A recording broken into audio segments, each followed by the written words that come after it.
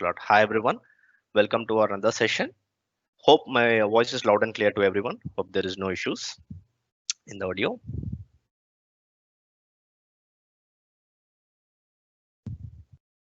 All right. Thanks for our event sponsor and organizer, Techaholic.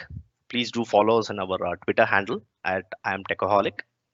And this session is about Azure functions for IT professionals, and I'm your host, Chandrayan Venkatesan. My Twitter handle is at ChandrayanV. This event is again powered by our Bangalore IT Pro user group, and our Twitter handle is at BIT Pro. Please do follow us for more events coming up. We have got plenty of events lined up. And in this session, we have an agenda set up. A couple of introduction items we are going to discuss in Azure Functions. It's nothing but overview of our Azure Functions and what is going to do, some introduction and what we can do with Azure Functions. That's what we are going to discuss. And right next, we are going to install the prerequisites to set up, develop, deploy our Azure Function solutions. And we will not discuss in detail about the nuances and stuff. Probably we'll do it in the next session. And the first and foremost, we do the development in our local machine. And we will show you how to build, deploy Azure Functions and push it across to our Azure subscriptions and how we can do safely and how the tools provided by Microsoft is going to help us. That's what we are going to discuss in detail. And let's get into the session now. Let me open up the code. Just give me one quick minute.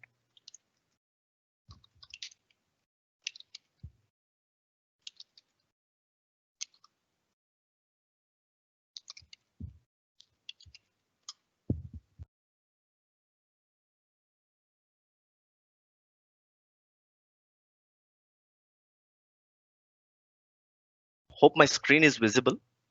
If not, I can change the theme. Let me know. But I'll just put it across on a new theme.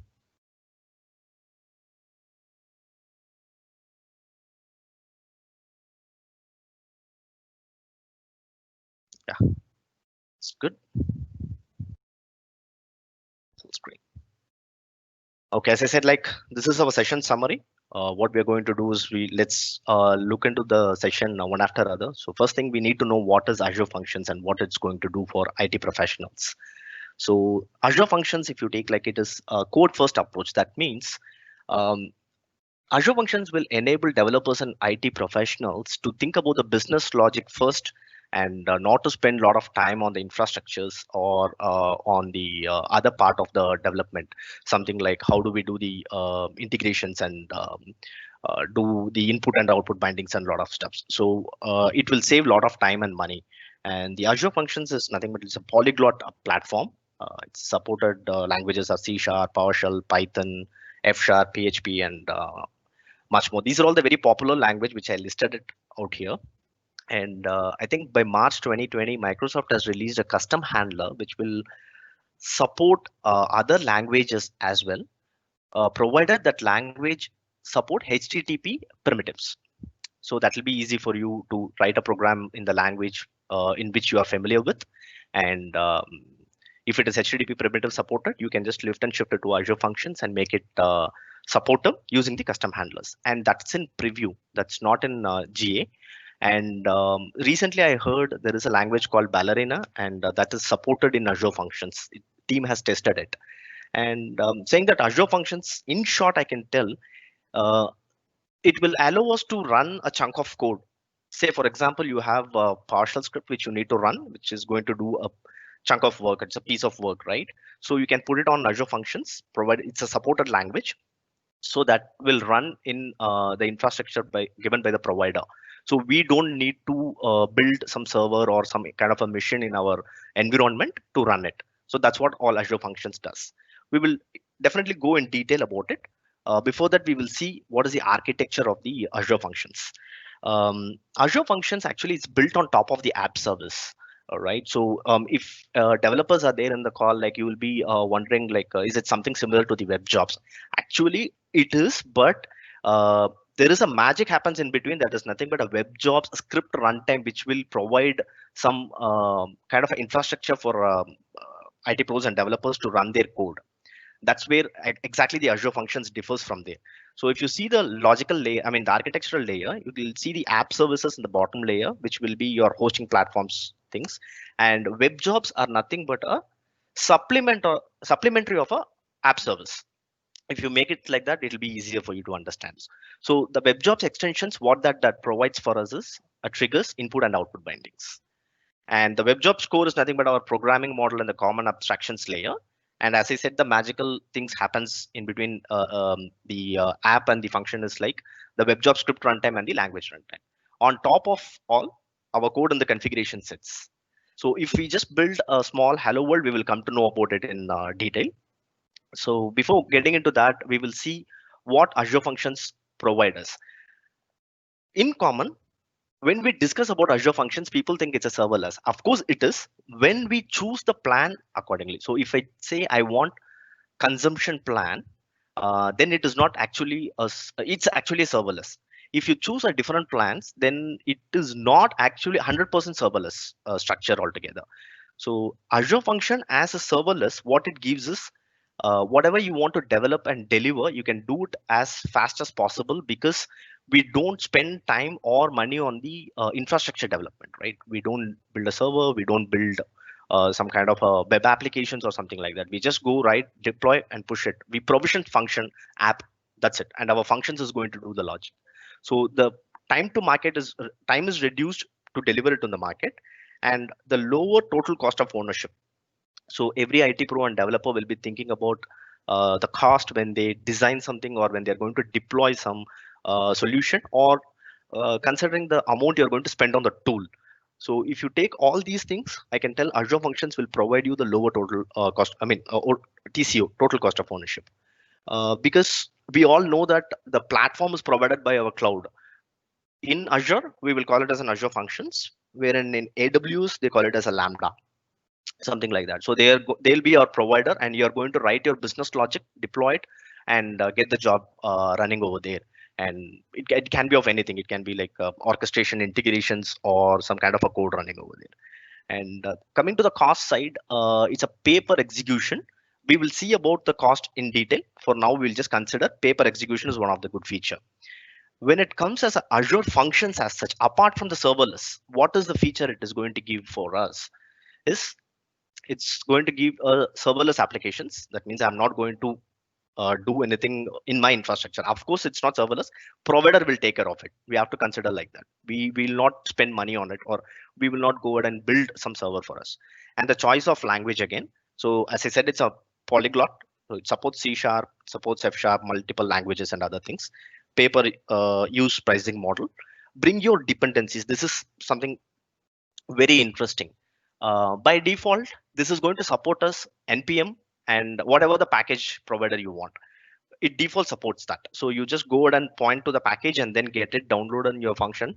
You can start working on that. You don't need to have some dependencies from your local box or your on-premises and ship it as assemblies and then use working on it. If it's available on npm, get it, start working on it. Integrated security, by default it is like HTTPS enabled is allowed, and it has a lot of security features where you can bind with your certificates, or you can go for a different kind of an authentication mechanisms. Plenty of that.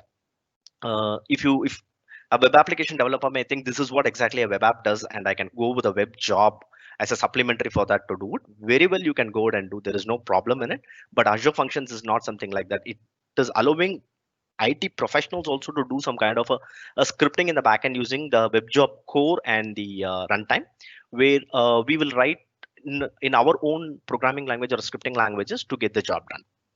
So again, the simplified integration, I will leave it up to the business how we are going to do and handle it.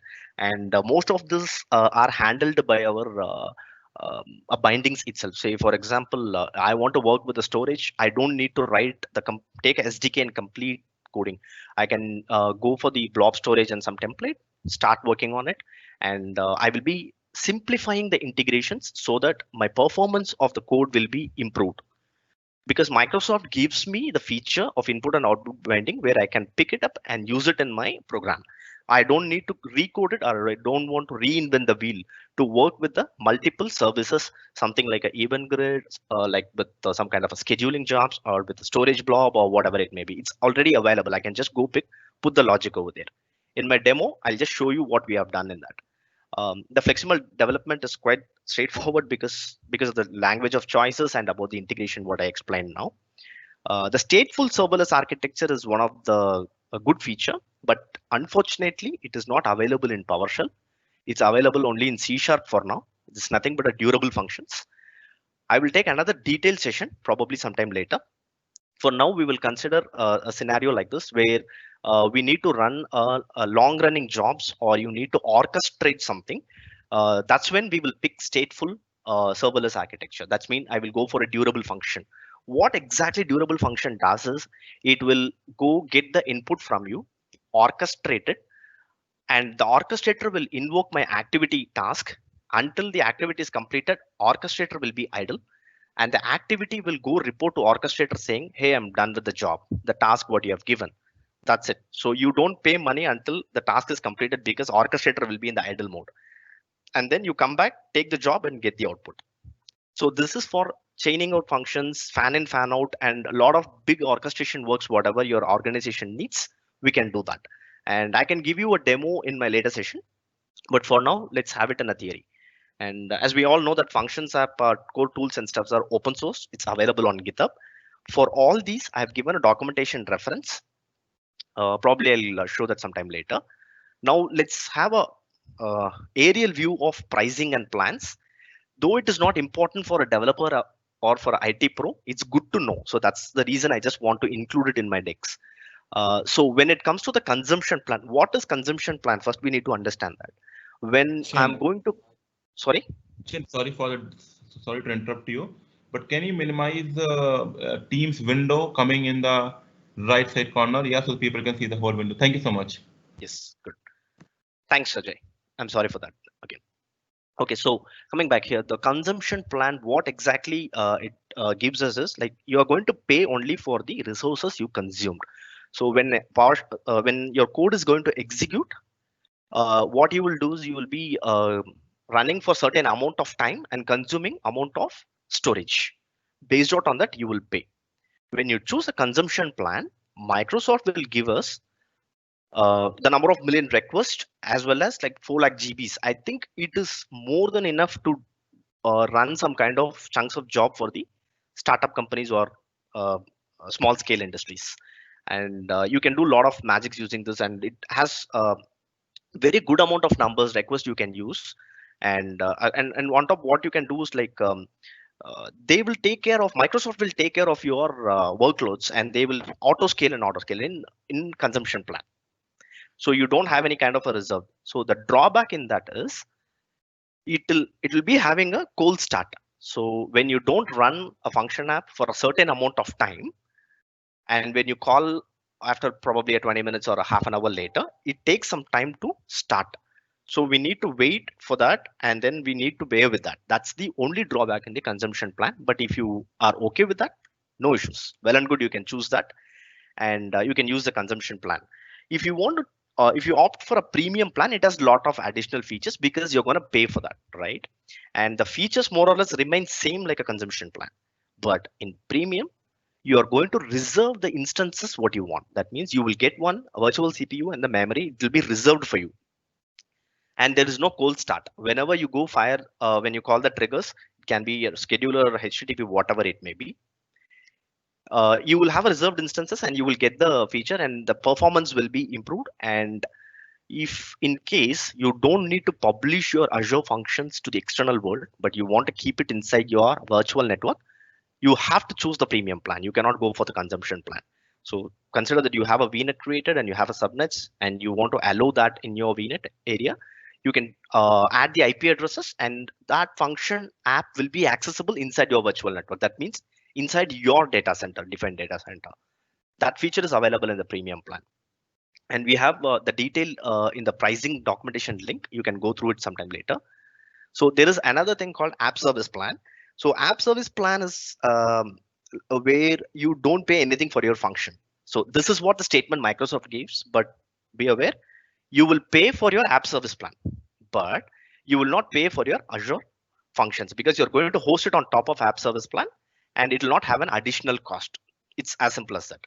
So when you have app service plan, again, you're going to get the reserved instance when you get a premium plan. This is how the calculation is done. And if you go to the pricing calculator, you can just key in the values and you will see how much you're going to pay for the month. And pretty sure, I bet you're going to pay very, very less for Azure functions. So that's about the pricing and plans. So if you're going to follow with me, like all you need to do is you need to set up your Windows box. Unfortunately, I haven't tried in Linux or anything, but you can very well do it. There is a documentation for that as well. So first thing what we need to do is we need to install, if you don't have a Visual Studio Code or Azure Functions core tool, you need to just install it. So when you run npm install Azure Functions Core Tools 3, it's going to install the latest version. And this is n-1, it's number 2, the version number 2, right? Before doing it, please ensure you have a Node.js and your version should be greater than 8.5 for a version 2. If it is greater than 8.5, you can install both. If it's lesser than that, please do Node.js upgrade. I mean, the node needs to be upgraded. And as and when possible, please upgrade all the tools, whatever you have, like npm, Node, or other things.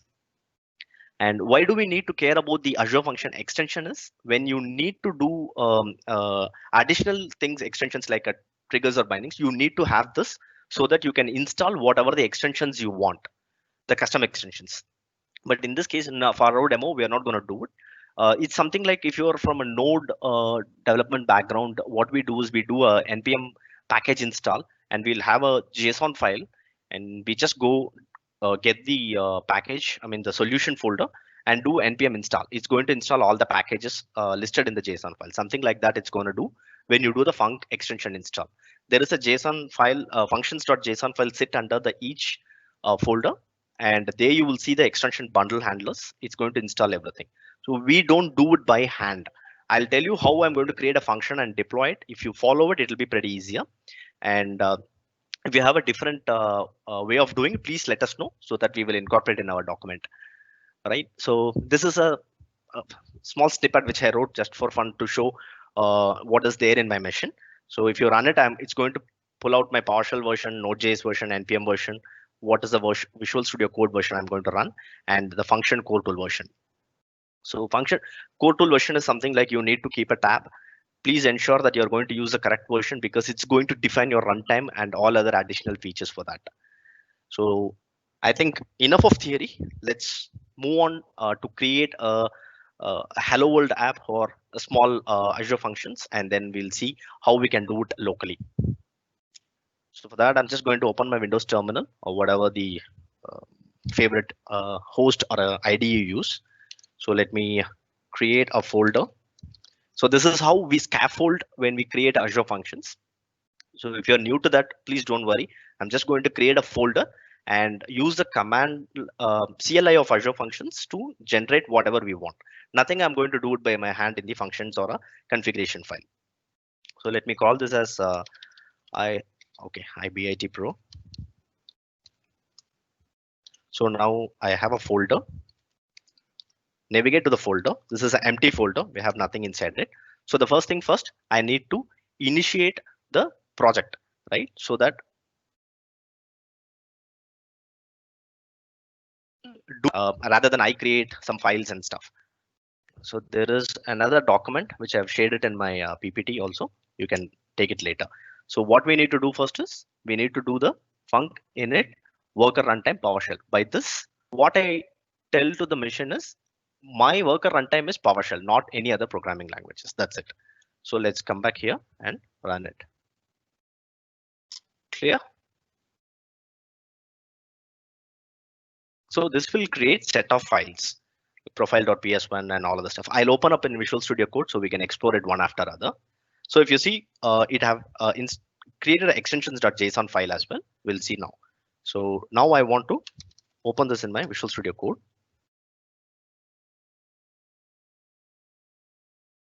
Awesome. Now I can use a terminal inside this. Perfect.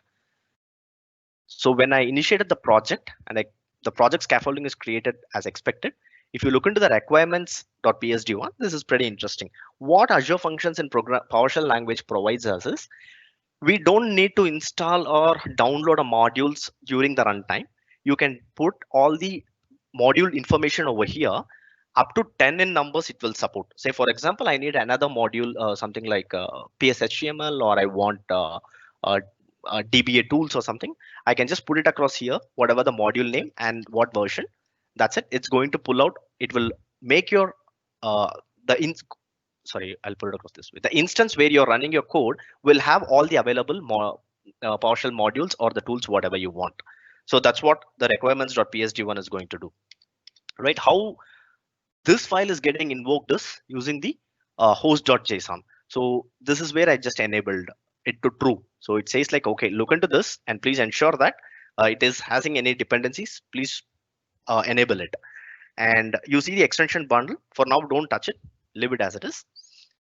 And you will have another file called local settings local.settings.json, where it will define your function worker runtime. The same information we will see it in our Azure function in the portal also, wherein it will be available as our environmental variable to be accessed. That I will show it in short. So for now, what we have done is we have created the skeleton. That's nothing but just a scaffolding. Now we need to create a function inside it. So for that, what we need to do is we'll use a CLI func new name. I'll call it as iHome, and I will give a template name. If I don't key in the template, what happens is it will prompt. It will say, please choose one from this given list. So what are all the templates we have got? Blob storage, Cosmos DB trigger, durable functions activity, or whatever it may be. Why durable functions activity shows as a preview? That means I have already set to my project root folder that my language is PowerShell. In PowerShell, durable function is preview. If I have selected .NET, you don't see preview. That's the only difference. So there are a lot of templates we have. So what we will choose here is, for now, I'll take HTTP trigger. All right. So the moment I created a new function, what it does is it will create a folder that will be your function name. Underneath that, we will have two files, function.json, run.ps1. So the function.json is where our bindings will be defined.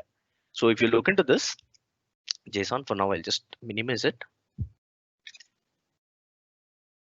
So the bindings will have my authentication, what kind of a trigger I'm going to do, and the direction, whether it is an inbound or an outbound, and what kind of methods I'm going to use. My HTTP trigger may have a verbs, right? It can be like I can use it for a delete, I can use it for put, push, whatever it may be. But for now, I'm going to use only get. So let's make it clear. No post request.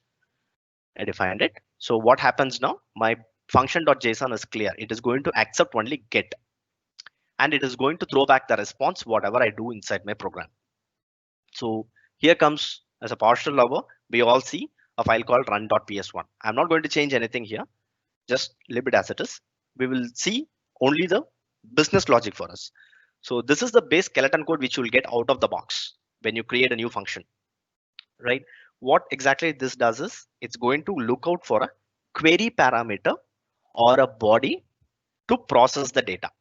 So what exactly it does in the request object, you see, it's going to look in for a query, and it will say, is there any name provided? If the name is provided, it's going to greet. If not, it will look for the body. If nothing is there, it's going to give a message, whatever be typed in here. So let me remove these comments so that it will be easier to read. Right? We will come back to this, what exactly this is just a bit later.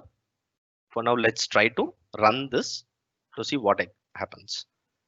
To start the function locally, what we do is we'll do func start, push enter. So we'll get whole loads of information here on the console host. It will open up the function CLI, and you will see all the details that includes your commit hash and which environment you're running. All these things we can define. So if everything goes good, what you see is a endpoint URL, right? Copy that, open up your favorite browser and push enter. And what happens is Let me see. So you can read this verbose. It's really very helpful. This is saying I'm going to download the dependency. So that is in progress. What happens? I'm running it in localhost. The requirements.psd1 is fired on. So it's trying to download that. That's what exactly the delay is causing. So what we do now, I'll just top it off. I'll go back. When I'm doing it in localhost, I don't worry about it. I'll just go to my host.json and I'll say, don't do this. Right, because I have whatever the modules looking at Azure modules and other stuffs is running already in my machine. So I can just do now. You can see it'll be pretty faster this time.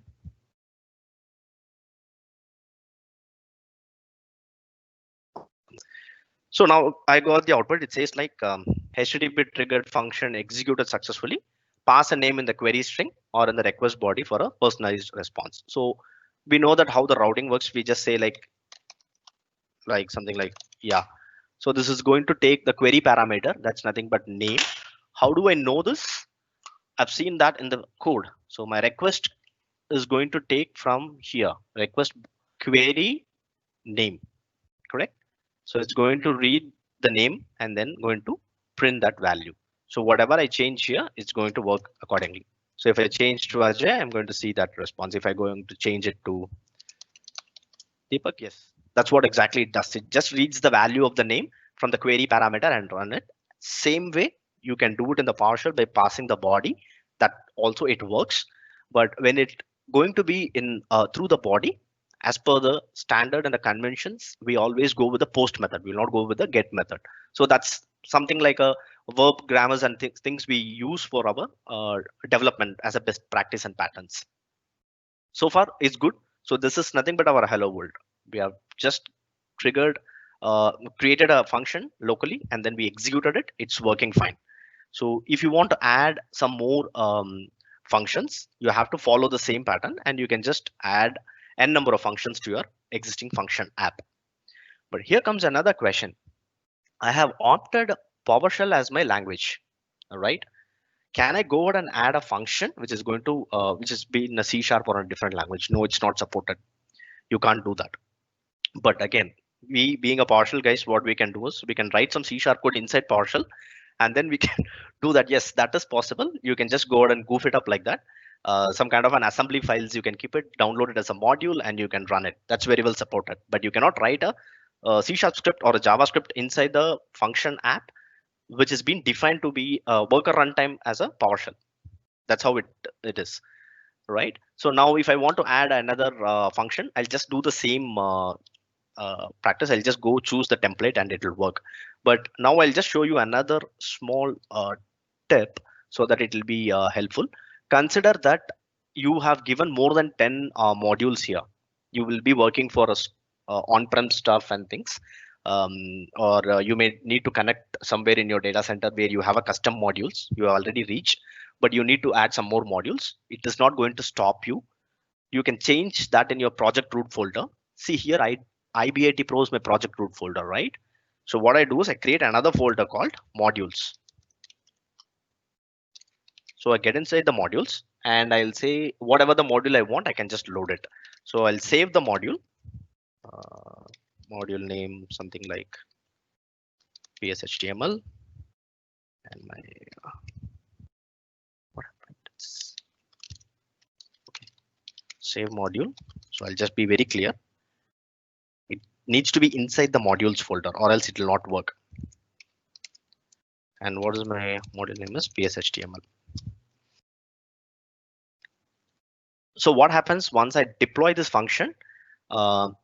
It will look into the modules folder, and my function app knows the required modules are there, and it will auto load the modules, and then it will allow your commandlet to run during the runtime in the Azure functions or in the cloud. In the local, it is of no use because I already have these kind of modules installed in my machine. I can just quickly go and run it. But when I run it on Azure, that means I'm running it in the provider context, like in their data center. That time I need these kind of a modules. I'll just go ahead and install it, and it will very well work. So if you look at the link, you will see what we have done using this trick. So this is a sort of a program which I've written, like it will read the JSON file, and then it will simply print out the data. So that's what we did now.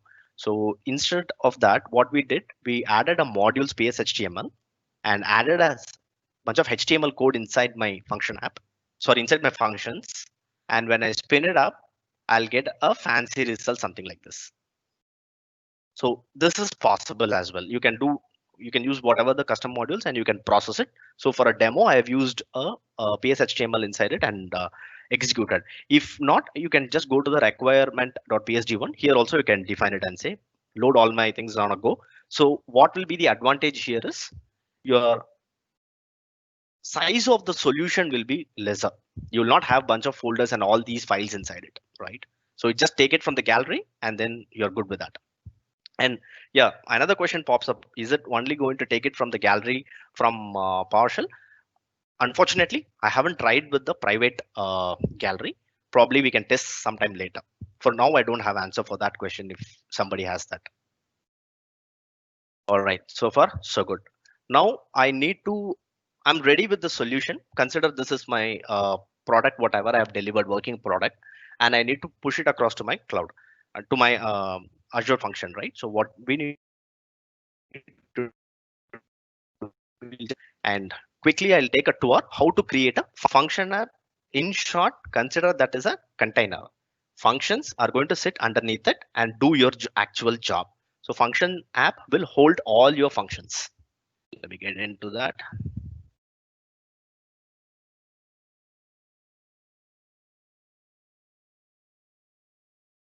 Awesome. It'll take a few minutes to log in. I have a slow internet, sorry.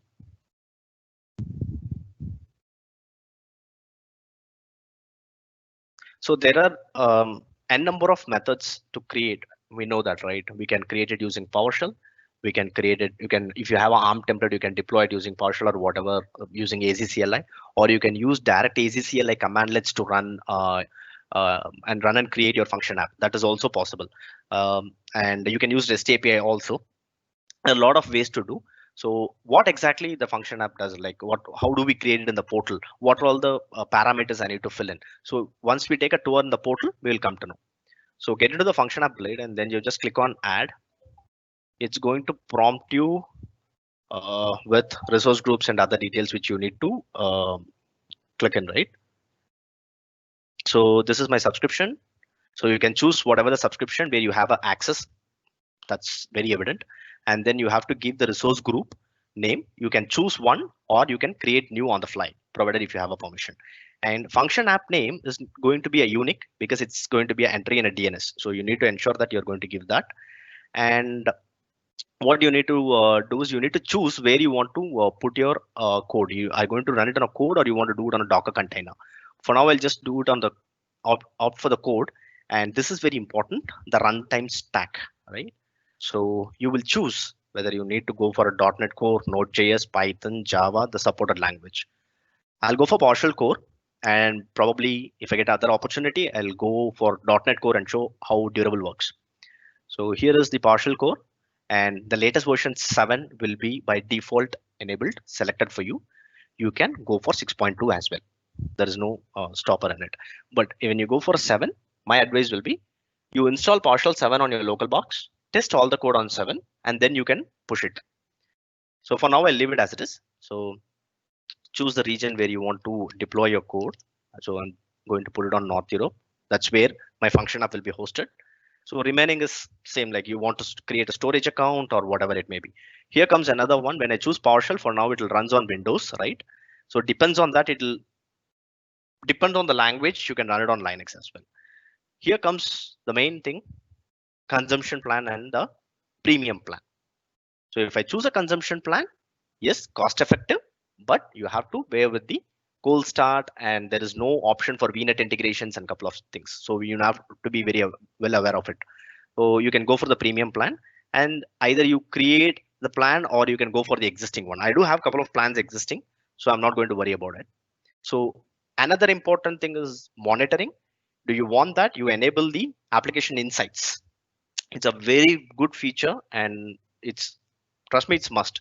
So later you have any kind of issues, bugs you need to troubleshoot, you can go and get the logs from here and it will give you a lot of metrics and a lot of beautiful information which is required for your troubleshooting. So you can choose for that and then go for tags. Why didn't I allow this? Because I already have that in the app. Okay, you can tag, review, create. That's it. You're going to have all this information, whatever required. So once the review validation is passed, you can get the template, keep that handy, and going forward, you can just parameterize and deploy function up n number of times. And one more thing is we do have a module for our creating a function app to work with function app.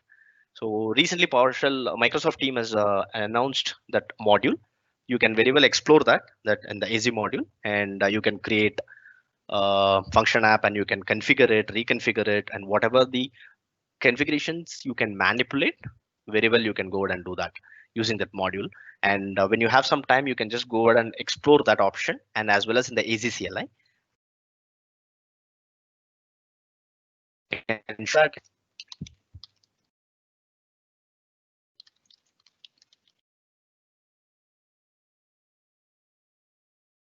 pretty straightforward approach. So using this command line, you can just go create, delete, list, consumptions, details, end to end. All these commands are very straightforward. We don't need to walk through because I need to show you something else. So it's nothing but creating a function app. You can do it in the portal or whatever the method you choose, not a problem. So now I need to show you how I go ahead and deploy the code I've developed, right? So for now, we'll just keep this aside. I don't want to host. Okay, let me do that. That will be easier to connect. So I'll create another function called, I'll put it on demo, IBIT Pro. So this name is available. That's the reason I just got the green tick, or else it will prompt you to change it. So I'm just going to run it on my PowerShell core. I'll do it 7, keep it as North Europe. I will go for consumption plan so that I'll not have much loads. And let me create an, no, I don't want app insights. This is for a demo, review, create.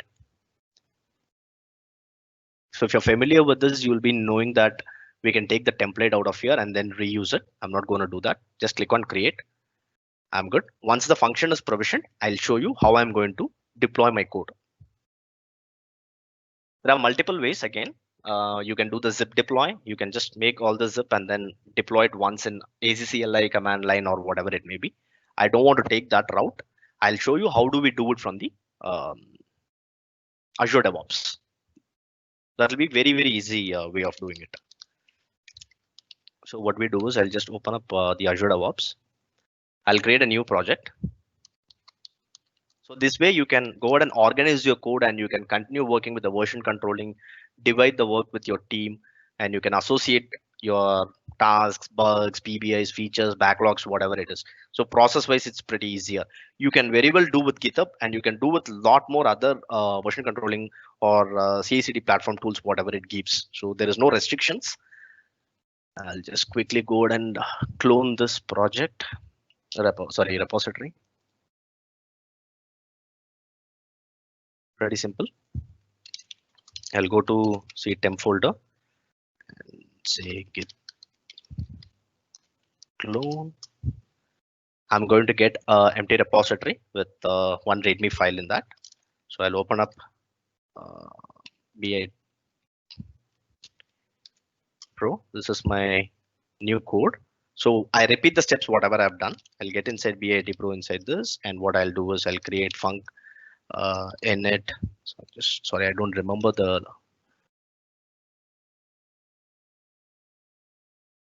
command from my blog.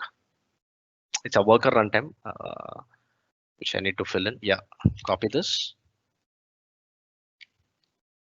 So what happens? It will initiate my function app with the runtime PowerShell, and then create a new function, func new name home template HTTP trigger. This time I'm naming the template. It's going to create it. All good. So if I come back to my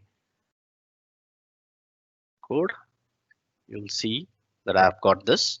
Meanwhile, we need to go and see whether a function is function. Yes, function app is created. The moment function app is created, this is a new user interface. If you want to go back to the classic, you can just go and switch over here. There are a couple of bugs we identified with the new, but that is nothing related to what we are doing now. So don't need to worry about it. So if I come here, like you can see a deployment slot. In this, you will see a deployment center, right? So choose deployment center. Where our code resides, our source control is on Azure DevOps. You can choose GitHub, Bitbucket. You can do it locally as well, and then you can publish the code, not a problem.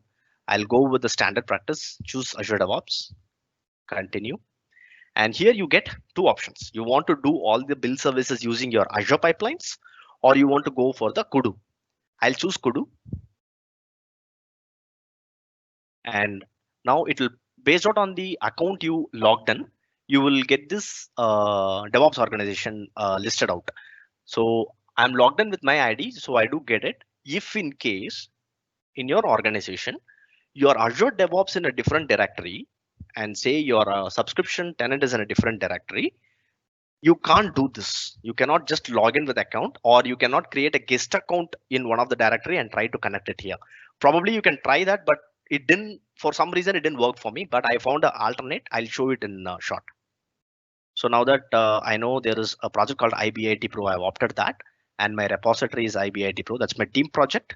It's my repository, and my branch is master. I haven't created any other branch. Click on continue. All set, good. So click on finish. So whenever I'm going to commit the code, it is going to do the deployment here. I'll show you how that works. So in my repository, I don't have any files because I haven't committed anything. So I'll say initial commit. That's good.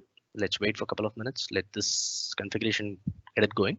So upon the successful result of it, what you will see is you will see the repository link, the build, to which branch it's connected, what is your source control type. Consider you have Azure DevOps from your vendor, and you are the owner of a subscription, but the solution is already available. You don't need to get that folder recreated here and publish it. You can ask your supplier to give a PAT token, and you can do the same using this deployment center. So what we need to do for that is I'll just disconnect it and show you.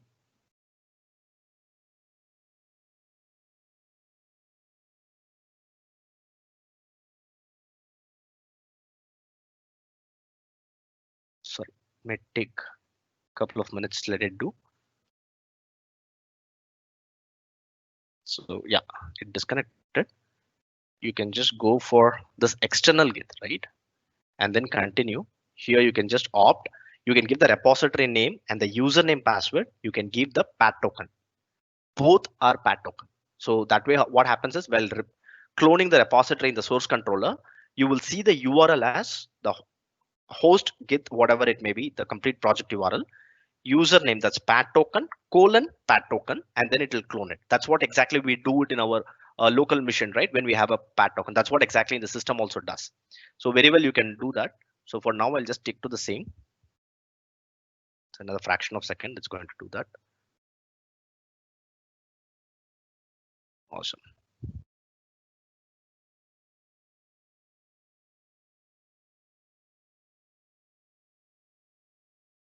What happened? Okay, let it run. So this code is already published here in my repository, I think. No, the problem is I didn't push it. So let me push that. So I'll expect the code over here in short. Back. I'll go to my deployment center back once again. Let me finish this and show you the configuration part.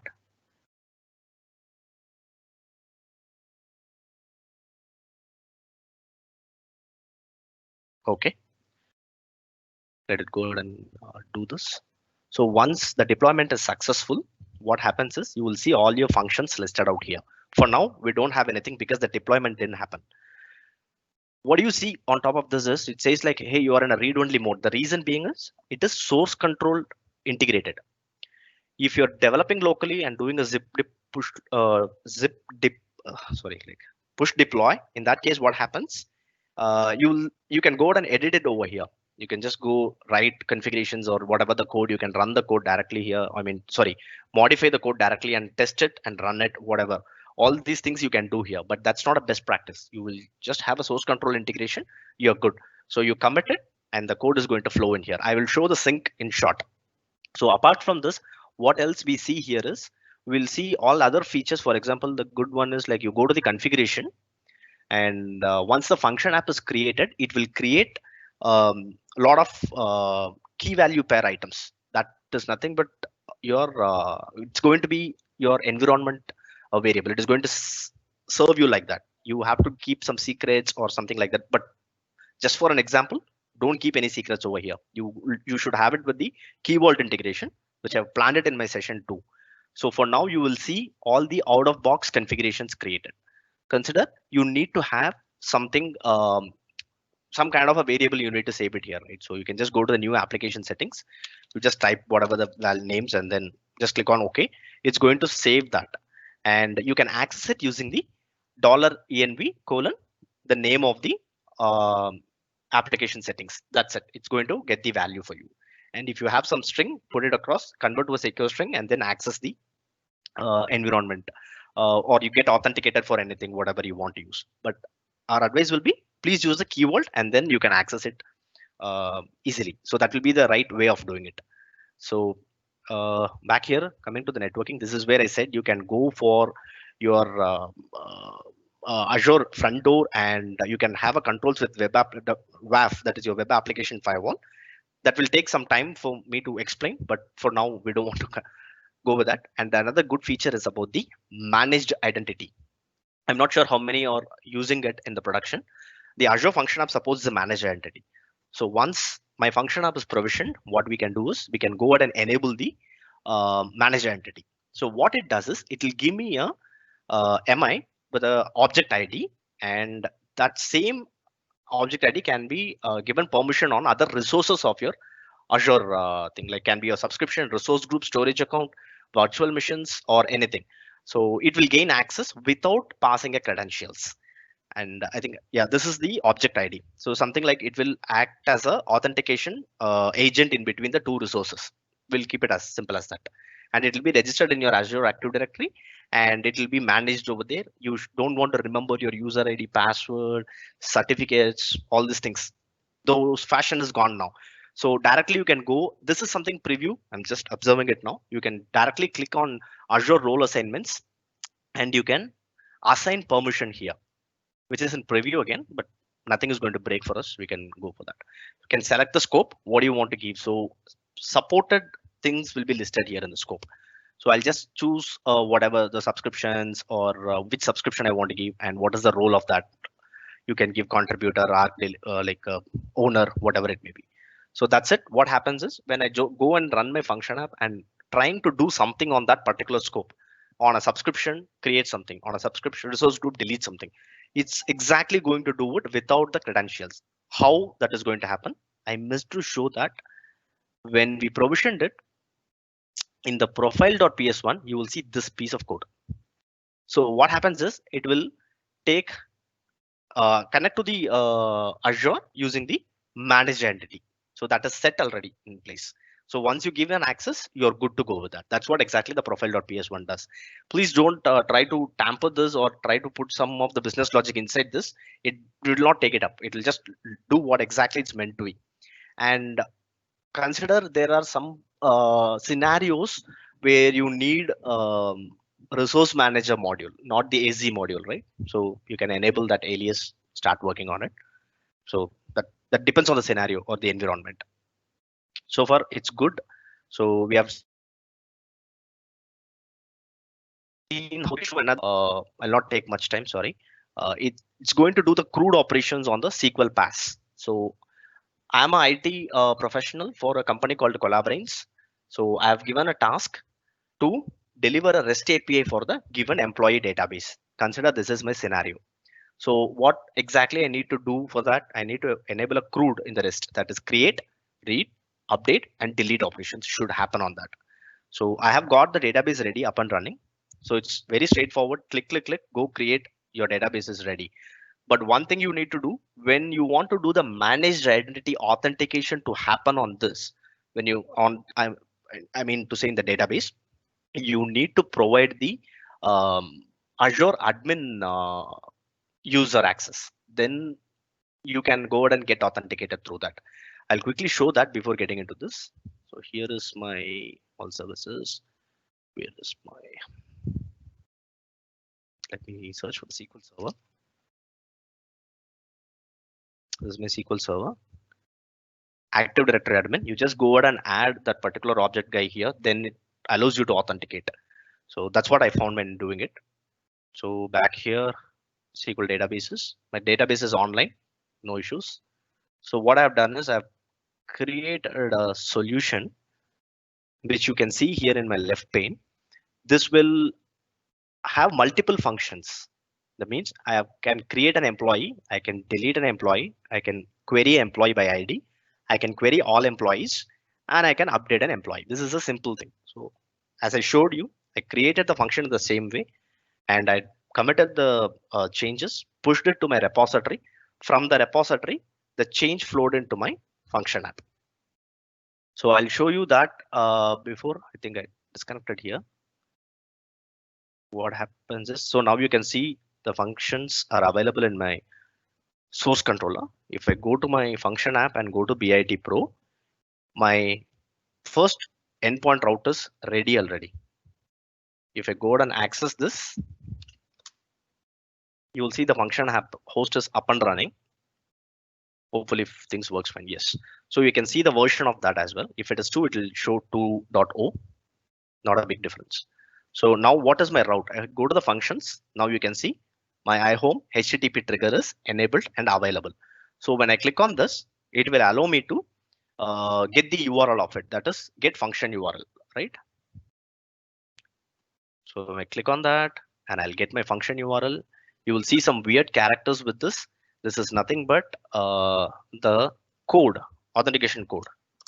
So if I run it, it should give me some output. It will print some text. So this is the first run. It will take some time.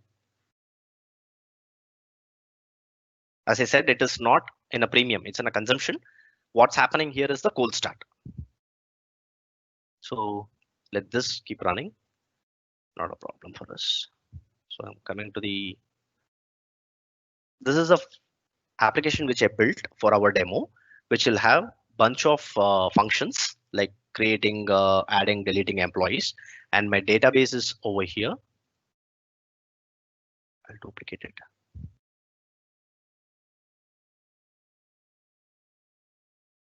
This is a simple demo. Not great things we're going to do in this. Go to the query editor and log in with my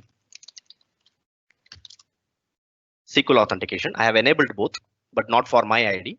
So if I go to my employee table, and it will allow me to query directly here.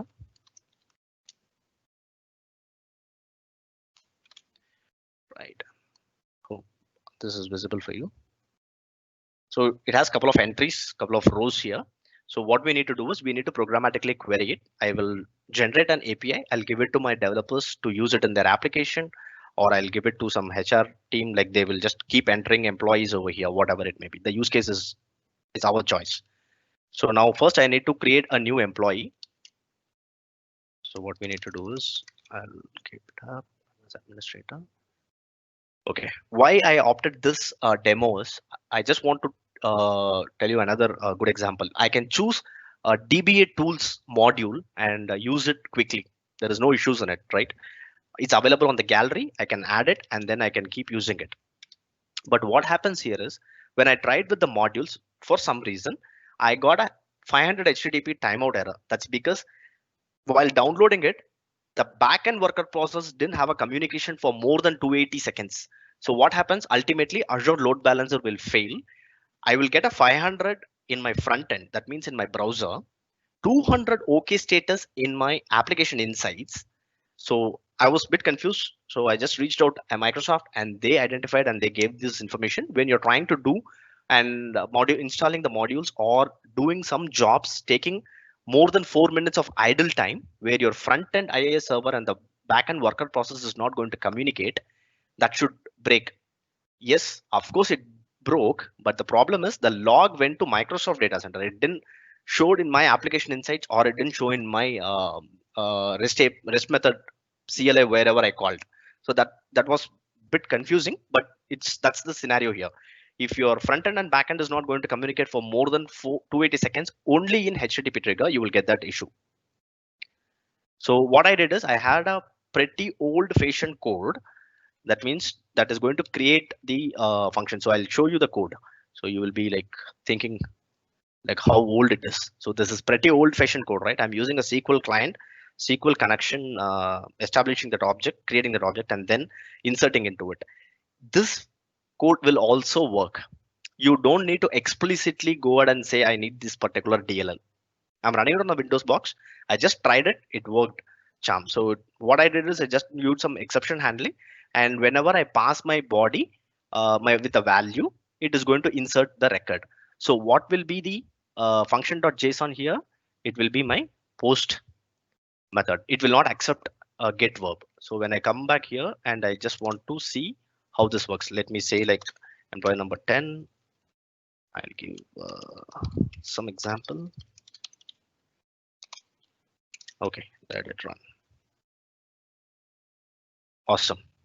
That's correct, because for security reason I removed the code. I need to go to my application, code of add employee. So every time I just go here and click on this, copy this, that solves my problem. So it will have my unique code. So now it should work. So it will get authenticated through this code. Why? It added this entry, and if I go to my database, right, sorry, where employee ID equals 10, right? Let me see. You can see the entry here. Cool. So same way we can remove, delete, and we can do all the operations at ease. So there is no thing. The only change I've done in the code is I've changed the SQL query. Where it is. So in the delete, I've used the delete and I've given the ID. So what will be the verbs for this? Get and a post both. So you can just opt how you want to do. So in this case, what I have done is I'm not using the body in the request object. Instead, I'm using a query, right? So what happens? I need to run it a bit differently for this. So let me quickly go grab the access for my delete employee by ID. Get function URL. There's one thing we need to remember. So let's remove this. Ensure that it is HTTPS. And you see, I have got the code already, but this will not accept the body parameter, right? So what we need to do, query parameter I need to give. So just put an ampersand here and say ID equals 10. So this is a query parameter where I've showed you how to greet in the name, right? Similar to that, I have ID equal to 10 ampersand whatever the code. So if I run, it is going to delete this entry. All right. So I got the object, the result back. Go back to and then run it. I will not see the row because it's deleted. So that's the difference between the query and the body from the request object. Same way we can go ahead and update. Okay, I'll do another entry.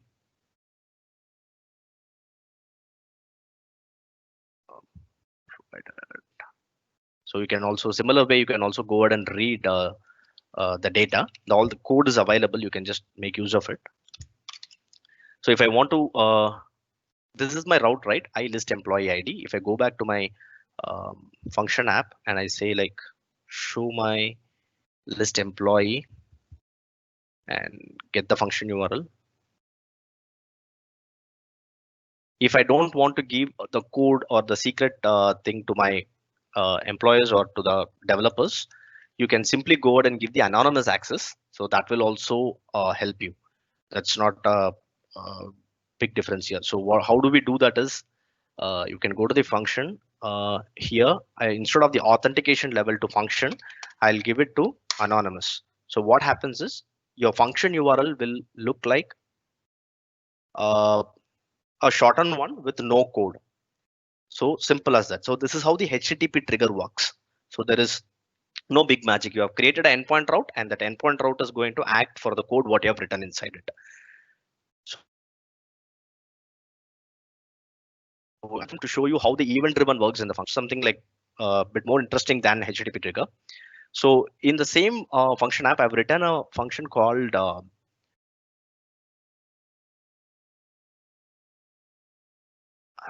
sorry, just give me one quick minute. It's in my source code, I think.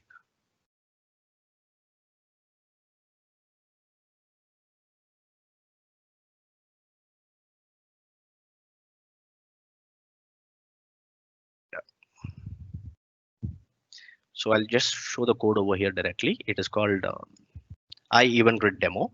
So for this, I have selected a event grid template while creating it. So if you look into the function.json, you will see it has my bindings event grid trigger, and it has a direction in. So look into the run.ps1. Don't tamper with the parameter whatever the template you create, because that is your input and output bindings. That's the parameter overloads which will accept. What I want to do is, when somebody is going to create a resource group in the resources in the resource group, I just want to store that information in the database. A very simple demo, because I was connected with the SQL pass. I just want to continue with the same. Ideally, you can do some action on it. You can make a policy up things, or you can just check out how it has been created, or anything which you can think about it, and you can write everything in PowerShell. When you're opted for the premium plan, you can the execution time is not limited. Maximum it will be like, by default it will be 30. You can run more than that as well. You can just define that how you want in your infrastructure. So here, back here, what I have done is, in the event grid, I just made the event grid subscription in my I subscribe for a particular event, and I'll wait for that. When it happens, it's going to insert some data. So the query is very simple. As an IT pro, we don't need to worry a lot. It's just going to run this insert query in my database. Simple as that. What we are going to do for that, if you go to my function app and go to my functions, you see my event grid demo. You can also test your code from here, code test things. It will be clear for you. If you just click on here, it will just going to show the logs and stuff. I go to my monitor. I'll keep it as it is. It will take 5 minutes because it needs some time to get that information. I'll go to a storage account. I just want to create a new storage account. This is the resource group where I subscribed an event. So I create 2022 BIT Pro, and whatever it may be. Just create as it is. I've created it. So coming back to this function, you go to the integration. What I have done is, this will be integrated with my event grid. So you can see this flow here. This is my event grid, and this is my endpoint.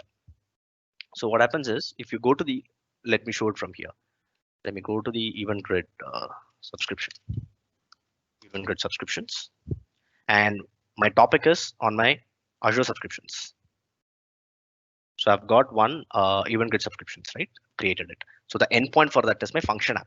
So you don't get confused. It will not be a function route. It will be a function app, because you can integrate with multiple functions. Correct. That's the reason. So I'm here. You can see the details. So some kind of activities is happening.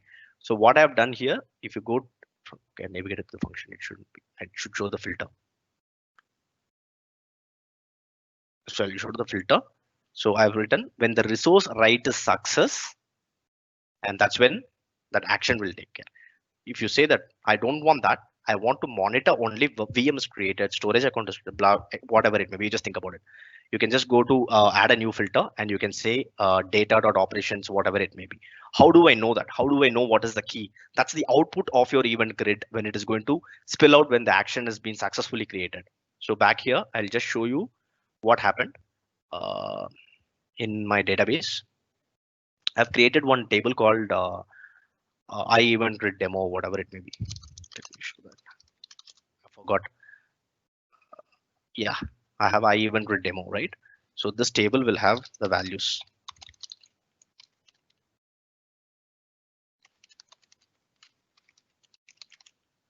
Run it. So whenever the storage accounts are getting created, you will see a limited information. It will give whole bunch of information. It will give the claims token, ID, email address, IP address, all those things. I just captured what I have created, and that entry will be here. So it will show you from which IP address has been created, what is the resource provision, only when it is success, and what is the event time. So simple as that, just for a demo. So this is how it happens. It is not going to monitor something. I mean, that means to say, I'm not going to run a timer trigger, which will go keep on checking every 15-20 minutes on the given schedule to pull the information. It will wait for the event to happen, and then it will enact on it. So that's what exactly we did it using the event grid template. So now back to this function. Uh, let's see whether the event is already captured.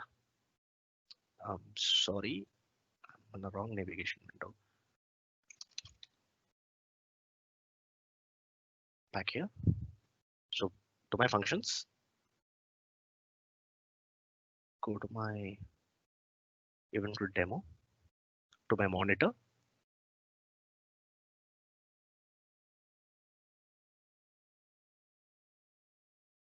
Okay, so you can see it captured the event, and you can see the success result over here. When you click, you will see this information. Right? When I was doing this, what I did, I created IBAT Pro. So from which IP address? From here, all these informations are captured. Correct? This is the result which I am feeding into my SQL database for further processing. Actually, there is of no use, but I'm just for a demo, I'm doing that. So there's a lot of things which you can think about this two triggers. And apart from this, we have got a lot more on a Cosmos, on a timer trigger and things. Time permits, provided I get a second opportunity to connect with you all. And I will be presenting a lot more on durable C# and other things. So this is my session all about. If you have any questions, please let me know.